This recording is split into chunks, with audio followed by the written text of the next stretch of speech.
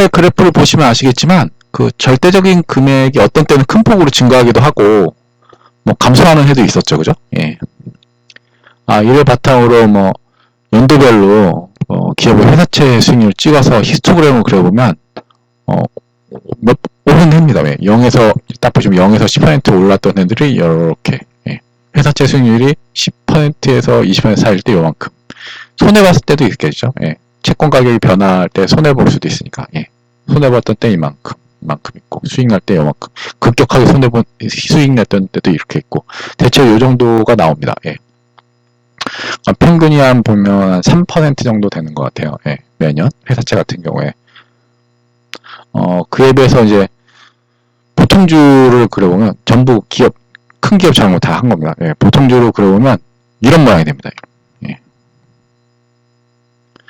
상대적으로 주식의 수익률이 더 넓죠, 그죠? 예. 여기는 뭐 이렇게 뾰족한데 이렇게 이게 상당히 넓습니다. 예. 모양은 대충 이렇게. 예. 그리고 끝도 더 많죠, 그죠? 예. 관찰되고 앞에 2월 보고서 이런 식으로 좀 그려보면 대략적으로 어떤 수익률 분포를 그리고 있는지 뭐 파악할 수 있게 됩니다. 예. 이를 정리해서 나온 표가 제가 보는 교재에 나온 내용인데요. 2013년까지 이게 2013년까지입니다. 예. 자료를 바탕으로 평균과 표준 편차 그리고 표준 편차 그리고 빈도표에 대한 그래서 히스토그램을 표기되어 있고요. 좀 더 명확하게 기간별로 보면 이런 그림이 됩니다. 예. 1년 차에는 소기업군 같은 경우는 수익이 83부터 손해는 30.9%까지. 예. 상당히 편차가 많지만 이게 오래되면 어떻게 되죠? 예. 16점에서 11.4% 소기업군 수익률. 예. 대기업군은요. 예. 점점 커지지만 점점 보시면 이렇게 수렴하게 됩니다. 한쪽으로 기간이 줄수록. 예.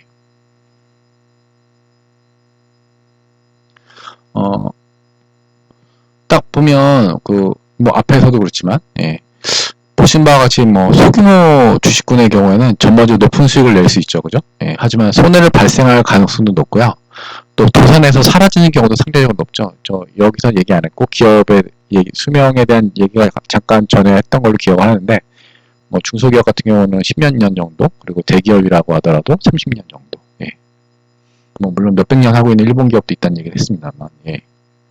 여간에 도산에서 사라지는 경우도 작은 기업은 더 높을 수밖에 없고요. 크다고 도산하는 건 아니지만 예. 채권도 기업이 도산하게 되면 문제가 생기지만 주식보다는 청구권이 높아가지고 어느 정도 회수를 할 수 있겠죠. 그러다 보니까 상대적으로 안정된 수준으로 꾸준히 유지되고 있습니다. 예. 그래서 먼저 회수하다 보니까 주식에 비해서 위험이 낮은 것도 낮게 평가되기도 하고요. 예. 여간에 이에 맞춰 나온 수익과 표준 편차의 관계를 그려오면 대략적으로 이런 그림이 나옵니다. 예. 여기 위험도라고 그러고 여기 수익. 예. 그래서 위험의 증가함에 따라서 수익이 어느 정도 받쳐주지 않으면 보시면 받쳐준다라는 게 실질적으로 역사적으로 보여된 거죠. 예. 근데 여기서 위험을 했다 스탠다드 디비에이션을 얘기했지만 여간에 이거 위험에 대해서 얘기했지만 위험 얘기하면 안 좋은 것으로 인식을 많이 하잖아요. 예. 영화 리스크는 근데 이러보면 편차라는 게 평균에서 벌어진 거. 근데 오른쪽으로 하면 어떻게 되죠? 수익이 더 많이 나는 거죠. 예. 왼쪽으로 하면 평균보다 못한 거. 예. 날 가능성. 예. 그러다 보니까 손해볼 가능성, 이익 날 가능성이 둘 다 있는 거죠. 예. 그리고 그거에 대한 분포를 얘기하고 이게 좀 뾰족해서 한쪽으로 평균에 몰려 있느냐 아니냐 그런 식인 거죠. 그래서 그러다 보니까 좀 확정적이지 않으면 그러니까 기대와 다른 뭔가가 일어날 수 있는 것들을 다 위험이다라고 얘기합니다. 그래서 위험이 나쁘냐? 나쁘다라고 말할 수는 없다라고 항상 얘기를 하죠. 왜냐? 내가 1,000원 벌기로 했는데 1,500원이 기대값인데 1,500원 벌게 되면 500원 더 번 거 아니에요? 더 좋은 거 아닙니까? 네.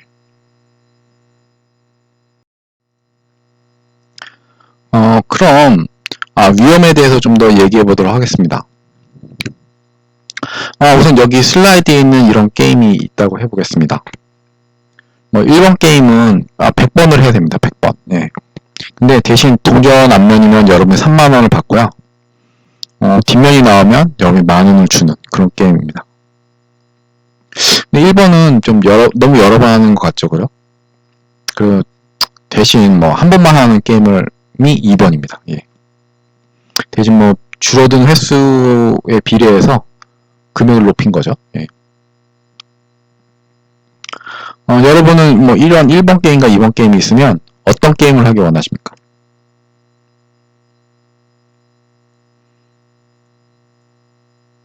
뭐 1번 고르신 분도 있고 2번 고르신 분도 있겠죠. 예. 뭐 이건 기본적으로 성향의 문제인 거죠. 예. 하지만 둘 모두 기대값은 100만원으로 동일하죠. 그죠? 1번 게임 예를 들어서 보면 뭐 3만원을 받을 확률은 동전이 앞면 나올 확률이 50%, 뒷면 나올 확률 50%. 그래서 3만원에 50%니까 15,000원. 그래서 뒷면 나올 확률 50% 빼면 만원이죠. 만원씩 100회니까 100만원입니다. 2번은 더 쉽죠. 그죠? 앞면 나올 확률 50%에서 300만원에 50%니까 150만원. 뒷면 나올 확률 50%니까 50만원. 150에서 50 빼주니까 100만원. 이렇게 똑같이 100만원이 됩니다. 물론 이제 뭐 일명 야바이꾼이라고 해가지고 동전의 무게중심을 좀 바꿔서 어떤 특정 한 면이 더 많이 나오게 조작하는 것도 있죠. 뭐 고대 이집트에서부터 그런 유물이 발견되다 보니까 뭐 항상 있지만 뭐 일반 동전 갖고 했다라고 보겠습니다. 제대로 된 동전, 무게중심이 명확히 잡혀 있어서 앞면과 뒷면이 대수의 법칙에 의해서 50대 50 명확하게 나온다. 그렇게 과거부터 현재까지 미래까지 계속 그런 동전이다 라고 전제하에 해보겠습니다. 기대값은 둘 다 100만원은 똑같은데 100만원을 얻는 수준이 확실히 다르죠. 뭐 보시면 1번 게임 같은 경우에는 100만원 기대값을 받을 확률이 높지만 300만원까지 어떤 금액 100만원 이를 때까지 300만원에서 어떤 걸 얻을지 아무도 모르죠. 그죠? 예. 100만원 100번 던져봐야 되는 거 아닙니까? 예. 근데 2번 게임은 어떻죠? 둘 중 하나죠. 그죠? 300만원을 받거나 100만원을 날리거나. 예. 그러면 둘 중에 여러분은 어느 쪽이 더 위험하다고 생각하시나요? 앞서 어떤 선택을 하는 것과 다르게 이건 좀 명확하게 답이 있죠. 그죠? 예. 1번 게임이 2번 게임보다 여러분이 덜 위험하게 느껴야 정상인 사람입니다. 이건 선호와는 전혀 다른 문제죠. 그죠? 사실 뭐 위험은 안 좋은 것이라는 인식이 있어서 뭐 이런 위험을 안 좋아해야 합리적인 사람이라고 취급하는 경향이 있죠. 예. 그래서 경제학에서 사람은 합리적인 사람이라면 위험에 대해서 회피형이다. 리스크 어버전하다는 가정을 연계해서 세우는데, 하지만 뭐 실제 사람은 위험에 대해서 인식하고 뭐 이렇게 인식할 수도 있고 이렇게 인식할 수도 있고 뭐 상황에 따라 다르긴 한데 뭐 그렇게 인식한 거에 맞춰서 관리 역량에 따라서 위험에 대해서 회피형, 중립형 모두 선호형 다 합리적입니다. 실제로 사람들이 회피하고 싶은 건 위험이 아니라 손실이라고 하거든요. 예, 행동경제학에서 그렇게 얘기합니다. 예. 뭐 물론 그런 것도 인지심리학에서 넘어가는 얘기겠죠. 예, 여간에. 이런 얘기를 하는 이유는 합리적인 사람이라는 전제만 있으면 되지 굳이 위험 회피형이다까지 할 필요도 없다는 거예요. 제가 드린 말씀 재무관리 이론을 설명할 때 뭐 굳이 추가되지 않아도 된다고 생각하기 때문에 저는 그렇게 얘기하고 있습니다. 뭐 하고 싶은 말은 뭐냐면 위험을 감수하는 것에서 관리 역량을 가진다는 것은 이의 없이 추가적인 위험을 더 감수할 사람이 없다 정도만 돼도 모두 설명이 가능하다고 저는 보거든요. 어떤 추가적인 어떤 위험 수준에서 어떤 수익이 있다, 어떤 특정한 위험 수익이 있다라고 하면 그거에 대해서 어떤 더 큰 위험을 감수하려면 더 큰 수익이 조금이라도 더 있기만 하면 된다는 얘기죠.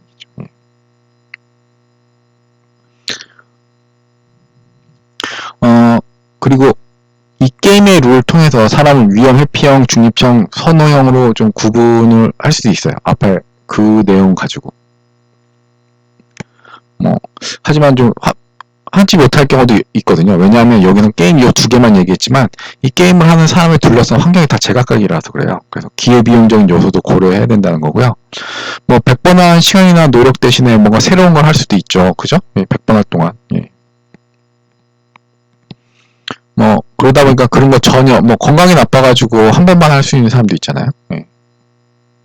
또 인내력이 좀 부족한 사람도 있고 뭐 여러 가지 다양하게 있다 보니까 그 사람들이 비합리적이지 그건 아니다 보니까 다만 이제 여기 위험 분포가 이렇게 되다 보니까 2안보다는 1안을 선택하고 좋아하는 사람이 상대적으로 위험을 덜 선호한다 라고 보는 거죠. 예.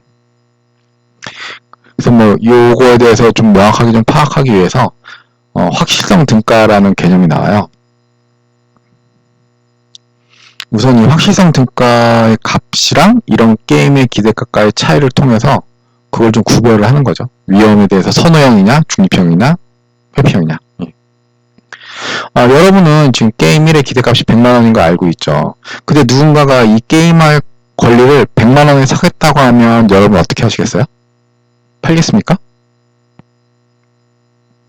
이걸 100만원에 사겠다고 하는 사람은 이 게임에 대한 그 기대치 가치가 그 100만원이라는 얘기인 거죠. 예. 기대값이랑 동일하다. 예. 100만원 이상이라고 얘가 느끼기 때문에 산 거겠죠. 그죠? 예.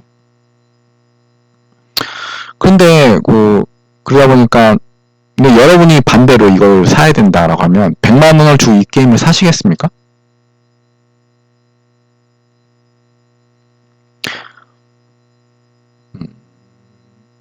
그럼 반대로 여러분이 누군가 이 게임을 팔 때 여러분한테 90만원만 줘. 그럼 내가 팔게 라고 하면 여러분이 그걸 거래에 응하시겠어요?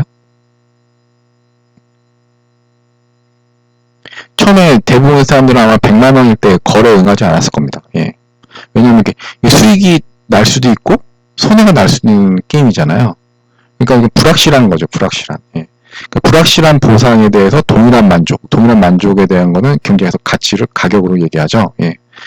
그 동일한 만족을 지금 확실한 보상, 여기서 중요한 개념은 확실하게 보장된다는 점인데요.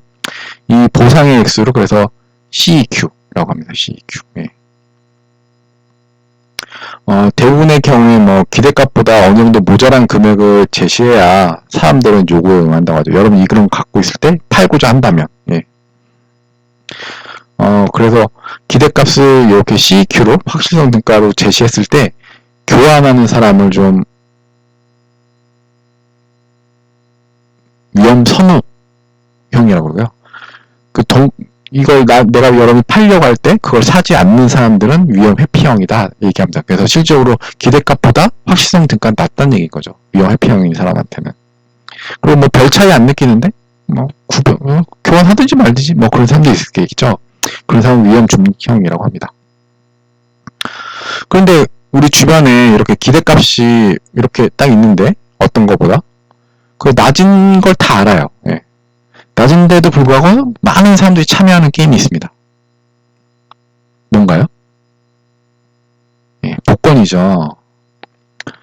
우리가 주변에서 쉽게 그리고 좀 많이 참여하는 이 복권은 45개의 숫자 중에서 6개를 맞추는 게임이죠. 그죠? 예. 그야말로 극악의 확률이 뭐 대략 뭐 13만 5천 정도 되는 것 같아요. 예. 그보다 조금 더 높은 것 같은데 13만 5천분의 1인 게임이라고 그러죠. 그죠? 뭐 요 게임 한 줄당 얼마죠? 예, 1,000원입니다. 예. 뭐 3개 이상 맞추면 5,000원을 받는 뭐 그런 식으로 되어 있는데 여안에 이런 3개 이상 맞췄을 때 기준으로 한 확률을 전부 더 더해서 하면 기대값이 나오겠죠. 그죠? 예. 근데 그 기대값이 복권값에 뭐 한 500원도 안 된다고 그러죠. 그죠? 예, 나머지 그럼 500원 얼마나 어디 가냐? 예, 상금을 주고 나온 돈이 한 반 정도 되는데 다 국가가 쓰고 있죠. 예, 여러 가지 국가에 다른 뭐 주택도 지어주고 뭐 각종 기금을 많이 쓰고 있습니다. 여간에 이 복권 기대값이 복권에 반대 안 되고 그 처절한 확률도 다들 알고 있지만 진짜 많은 사람들이 참여합니다. 이 복권에 대해서. 예. 그럼 그 사람들은 모두 좀 위험 선호형의 사람인가요?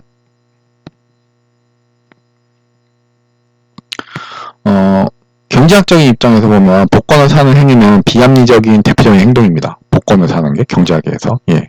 그런데 남녀노소 뭐 가난한 사람들이 대부분 많이 사긴 하지만 부자들도 어느 정도 좀 참여하죠. 이 게임에. 예. 그런 행동에 대해서 어떻게 설명해야 되나요?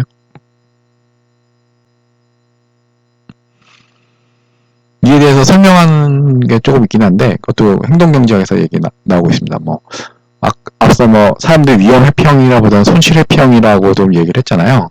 근데 사람들이 회피하고 싶은 게 사실 손실뿐만 아니라 몇 가지 더 있습니다. 그중에 대표적인 게 하나가 후회입니다. 후회, 리그렛. 예. 그래서 후회 회피, 리그렛 어버전이라는 말이 있습니다. 후회하고 싶지 않아서 하는 뭐 조그만 대가를 치르는 거죠. 후회할 걸 예방하기 위해서. 세상에 모든 게 다 트레이드 오프다 보니까 조그만 대가를 치르는 행위. 예, 후회 회피 행동입니다.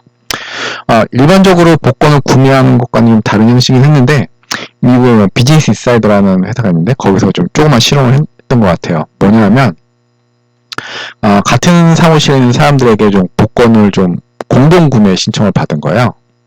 그 복권을 구매하는 건데 일반적으로 뭐 사전에 사람들에게 얘기를 했겠죠.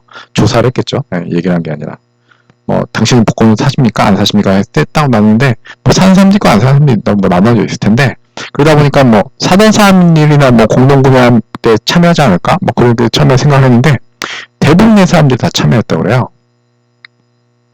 그건 좀 궁금하지 않나요? 그래서 그러니까 물어봤겠죠. 안 사던 사람한테 공동 구매하라고 하니까 왜 샀냐, 왜 참여했냐라고 물어봤을 거 아니에요. 그래서 그에 대한 답변이 뭐였을 것 같나요? 예. 우리나라처럼 관계주의가 사람과 사람과의 관계를 강하게 치는 그런 나라라면 같은 동료와 뭐 유대를 위해서 유대감을 높이기 위해서 참여했을 가능성이 높아 보입니다. 예. 아니면 일본처럼 집단주의가 강한 나라는 자신이 속한 조직이 이 일을 하니까 당연히 나도 해야 된다. 그렇게 생각해서 참여했을 수도 있어요. 예. 근데 미국이잖아요? 미국은 어떤 나라죠? 개인주의가 강한 나라지 않습니까? 개인주의. 다른 사람들 신경 잘 안 쓰는 거죠, 그죠? 신경 안 쓰고 자기 할 것만 하는 사람들인데, 그리고 많이 참여했다는 거야. 상대적으로. 왜 그랬을까? 너무 궁금한 거죠. 예. 그래서 질문에서 나온 답변이 뭐냐? 복권을 구매하면, 우리나라 같은 경우는 이 로또 사면 이제 일주일에 대여섯 명, 많게는 10명씩 당첨자가 꼭 나오죠? 그거와 같은 확률이지만, 너무 많이 해서 그런지 모르겠지만, 당첨자가 꼭 나옵니다. 예. 그 당첨된 사람이 내 동료가 될 수도 있잖아요. 그죠? 예. 그래서, 복권을 구입한 동료가 당첨되면, 회사를 그만둘 것 같은데, 자유다. 경제적 자유다. 그래서 동료가 당첨돼서 회사를 그만두면, 내가 비참할 것 같아서 참여했다고 합니다. 예. 그렇다면 이런 사람들은 비합리적인 선택을 한 건가요?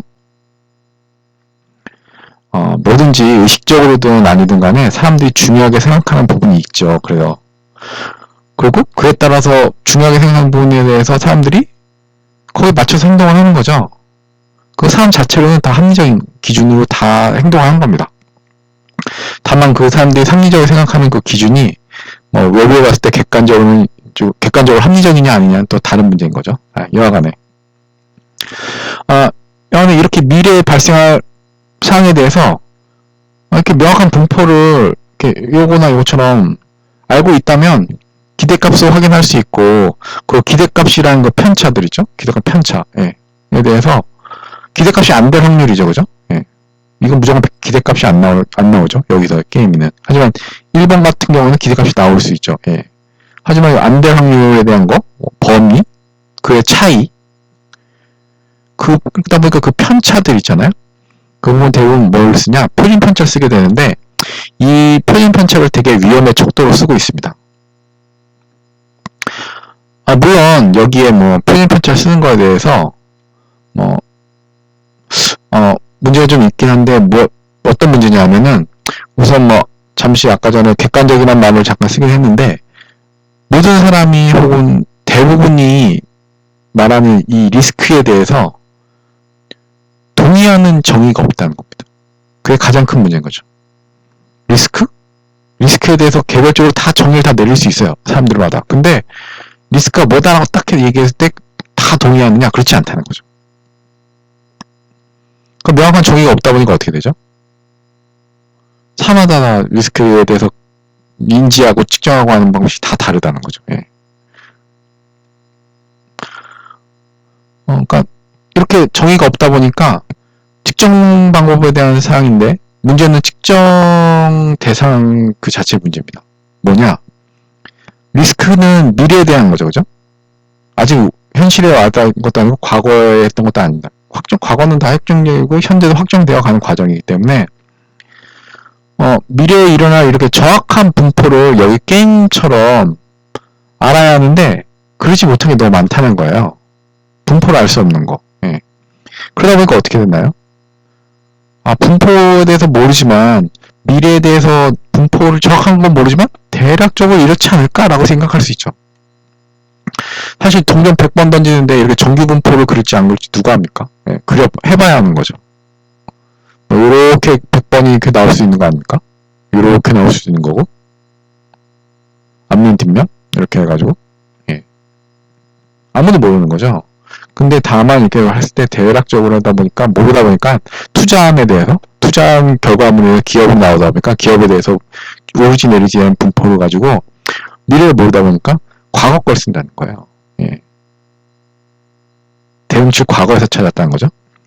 뭐 사람도 마찬가지지만 뭔가 확 바뀌는 게 쉽지 않은 거에 동의를 다들 하실 거예요. 그리고 뭐 통계학에서 대수해법처럼 일시적으로나 뭐 부분적으로는 좀 다른 일이 일어날 수 있지만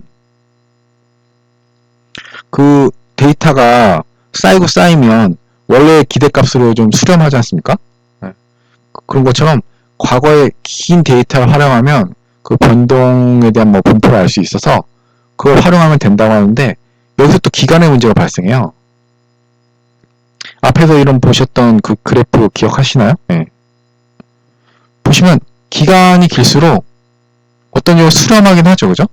그러면 내가 내년도에 이 어떤 특정한 데이터를 쓸 건데 위험을 측정할 건데 1년짜리 쓸 건지 5년짜리 쓸 건지 10년짜리 걸 쓸 건지 답이 없는 거죠. 그러니까 우리가 예측할 기간에 대해서 어느 기간 걸 써야 되느냐 그리고 어느 정도의 기간을 써야 되느냐 뭐 그런 게 문제가 항상 남습니다. 항상 이래서 뭐 신을 찾게 되는 건지도 잘 모르겠습니다.